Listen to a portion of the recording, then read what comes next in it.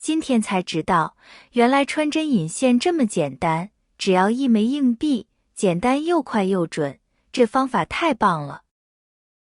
大家好，欢迎来到小明家魔法。在我们日常生活中，总有一些看似琐碎的小事，却能成为让人头疼的问题。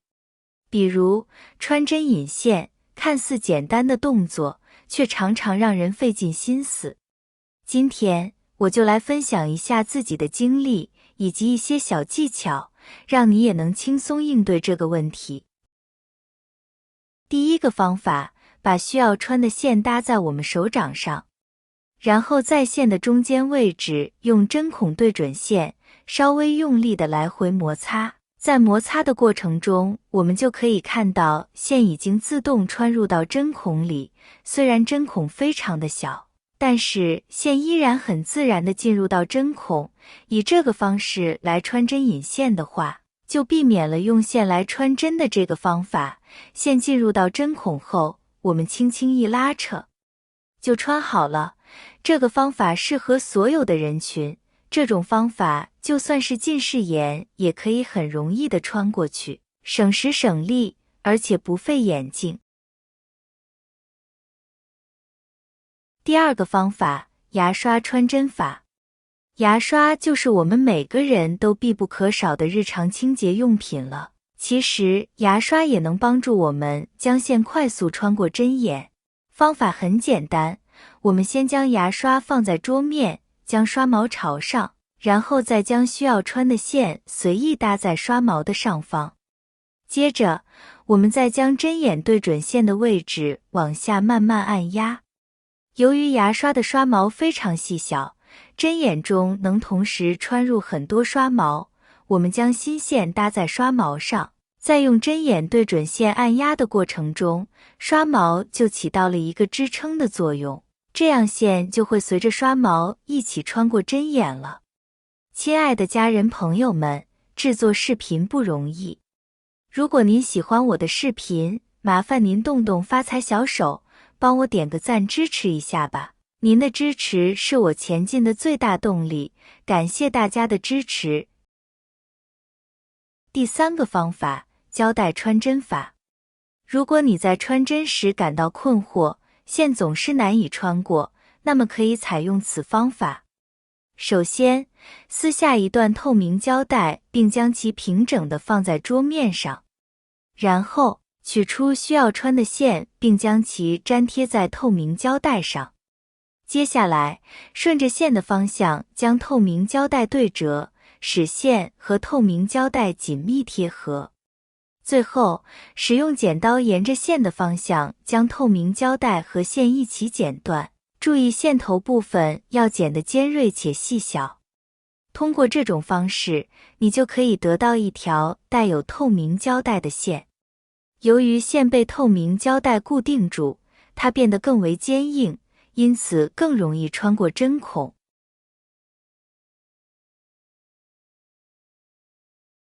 第四个方法，硬币穿针法。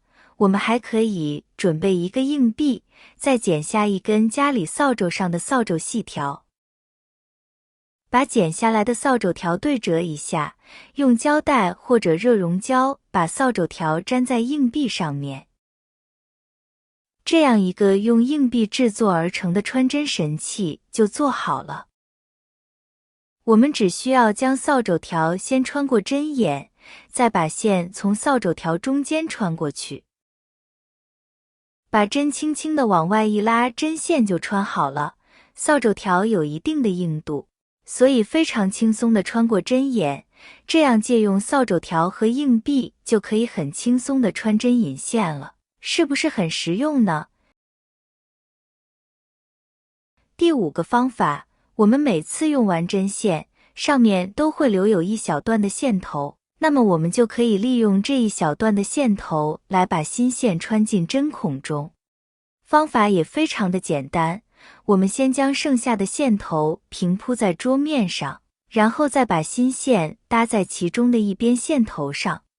接着将这根线头拿起来，把新线固定在中间，然后左手拿着原先的两根线头，右手抓住针和交叠在上面的新线，接着再把左手用力地拉扯一下，这样新线就被带出针眼，针线就被穿好了。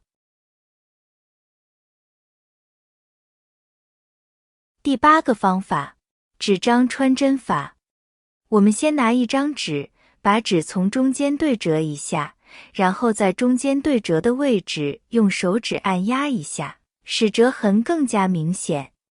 我们再把需要穿的线放在折痕里，前面可以稍微留出一点线。接下来，我们拿把剪刀，用剪刀斜着把纸剪上一刀，使线流出来的位置成一个尖角。剪好，我们就可以来穿针了。只需一手抓住针，另一只手抓住剪好的纸尖角，把尖角伸进针眼里。由于纸是比较坚硬的，我们很轻松的就穿过了针眼，而纸里的线也会随着一起穿过了针眼。我们将穿过针眼的纸撕掉一点，这样纸里面的线就都露出来了。我们再抓住线，把它多扯一点过来，线也就穿好了。整个过程简单明了，轻松便捷。家庭中常常会有年长的成员，他们往往非常节俭，对于衣物或裤子一旦破损，他们常常会选择修补而非丢弃。然而，穿针引线对于一些老人来说可能是一项挑战，尤其是当他们可能已经患有老花眼或者近视眼时。这样的困难可能导致他们无法自行完成修补任务，而寻求年轻家庭成员的帮助又可能因为各种原因而无法实现。学习简单的穿针引线方法就变得尤为重要，但是有了一枚硬币，这个看似困难的任务就变得异常简单起来。好了，朋友们，今天穿针引线的小技巧就分享到这里了，你学会了吗？